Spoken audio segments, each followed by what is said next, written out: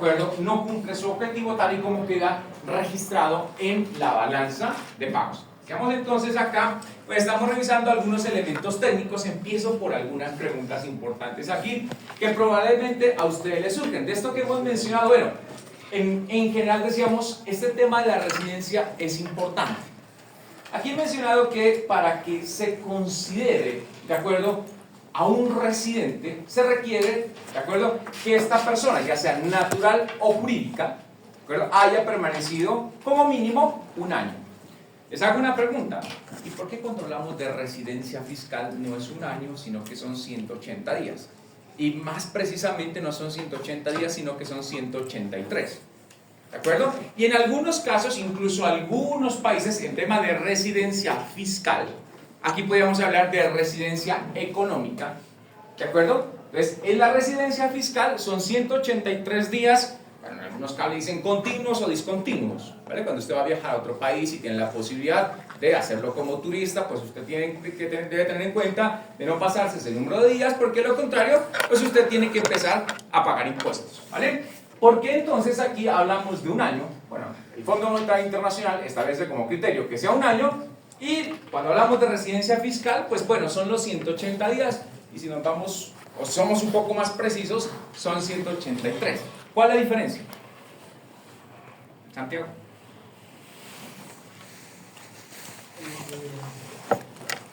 Yo siento que podría ser como la frecuencia con la que se realizan estas cuentas. O sea, los impuestos siento que es algo como más frecuente o con un periodo de tiempo más cortico, mientras que la balanza como tal ya es un periodo más largo que registra como todo lo del año. Entonces, no sé si por ahí. Ya.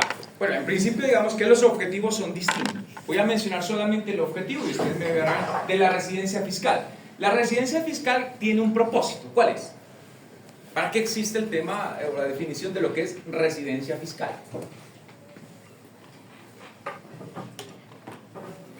ejemplo, el caso de los estudiantes, pero está como estudiante, pues realmente no es un residente, ¿de acuerdo? No es un residente. Se asume que usted no tiene el domicilio como tal en un país para realizar una actividad económica, sino simplemente está para el desarrollo de otro tipo de actividades como tal, ¿de acuerdo? ¿Para qué existe la residencia fiscal? ¿Cuál es el objetivo de definir la residencia fiscal y el tiempo de permanencia? No sé si a ustedes les llamó la atención esto del año, y cuando hablamos de la residencia fiscal, que sean 6 meses. ¿Cuál es el objetivo de definir la residencia fiscal? Dayan. ¿Para qué quieren? ¿Para qué le interesa? ¿A quién? Bueno, cuando hablamos de residencia fiscal es porque esta información ¿a quién le interesa? A los gobiernos, ¿cierto? ¿Vale? Entonces, ¿para qué necesita saber el gobierno si usted ha permanecido o no un determinado tiempo en un país?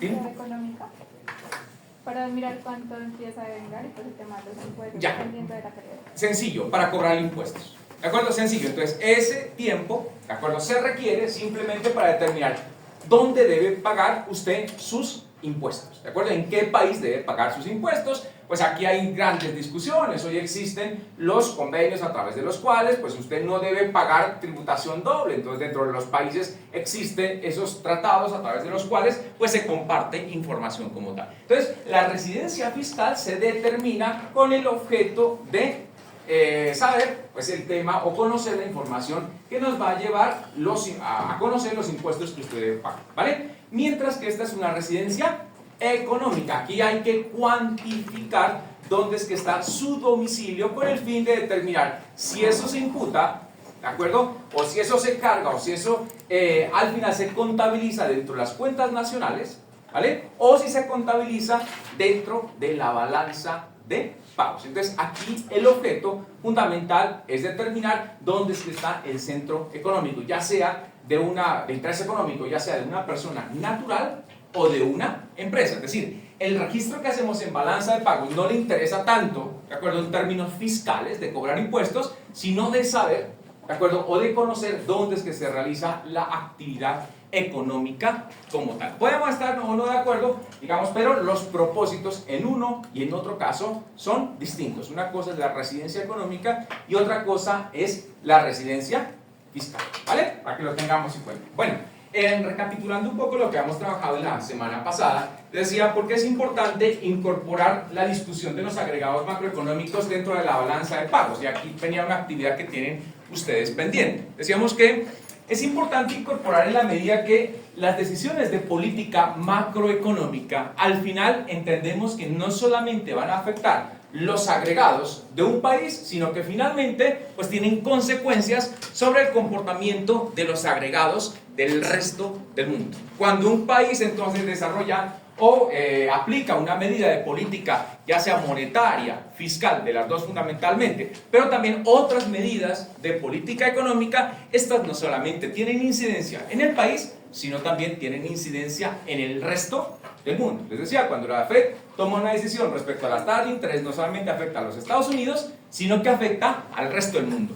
Cuando un país decide desarrollar o aplicar una medida de política fiscal expansiva, no solamente afecta al país, sino que también afecta al resto del mundo. Lo contrario, pues si las medidas son de corte restrictivo, ¿de acuerdo? Y eso es importante porque vamos a ver, ya lo mencionábamos en una parte, que uno de los grandes problemas que tenemos es la coordinación de las políticas, es decir, como los países finalmente no apuntan o no tienen los mismos objetivos, es posible que una medida que ayude a un país a alcanzar cierto tipo de propósitos termine perjudicando al resto. Y al final pues tenemos un problema, y es que las políticas más o menos deberían apuntar a lo mismo, pero los intereses nunca van a ser iguales, ¿vale? Bueno, entonces ahí también tenemos un inconveniente. Decíamos que la balanza de pagos, y ahí va la consulta de información que ustedes tenían que realizar, la balanza de pagos, entre otras cosas, que nos muestra, decíamos, si vamos por la cuenta corriente, nos muestra el nivel de endeudamiento de un país, o el nivel de riqueza que está, bueno, aumentando o está disminuyendo dentro de un país. Y por eso calculábamos la brecha ahorro-inversión. Y ustedes iban a consultar esos datos con sus respectivos países. ¿Cómo les fue con eso? Edwin, datos de brecha ahorro-inversión. ¿De qué país? Japón. Después de la auge que ha tenido, su balanza de pago comenzó de ser deficitaria, o sea, hablando desde sus cuentas financieras, estaba en un déficit y ahora está en un superávit. ¿Esto por qué pasa? Porque en el momento en que comenzó, por ejemplo, hay una parte que está hablando de la edad de oro, más o menos, en donde hubo todo este auge automotriz, y no precisamente porque, la historia es interesante porque Japón no, antes de hacer innovación y creación con ingeniería, él compraba ciertas patentes de Estados Unidos y producía dentro de Japón.